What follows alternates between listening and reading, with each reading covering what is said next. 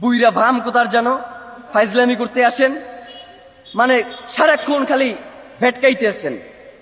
আপনাকে কি পদত্যাগ মানে হচ্ছে আপনি কোনো কিছু পারতেছেন না, আস্তে কইরা চুপচাপ চলে যাবেন, এই জন্য কি আপনার ষড়যন্ত্র উপদেষ্টা বানানো হয়েছে? ওই জায়গা দিয়ে আপনি লড়তে পারবেন না। আপনার পুরো এই ঘটনার সাথে কারা কারা জড়িত এইটা নিশ্চিত কইরা আপনি এইখান থেকে যাইবেন, এর আগে আপনি কোনো জায়গায় যাইতে পারবেন না।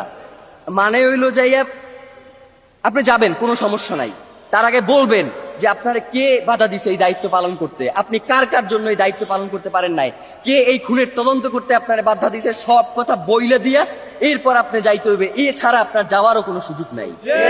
এবং ডক্টর ইউনূসকেও আমরা বলতে চাই যে বাংলাদেশের জনগণ আপনাকে প্রধান উপদেষ্টা বানাইছে এই জনগণের স্বাধীনতা সার্বভৌমত্বকে টিকিয়ে রাখার জন্য।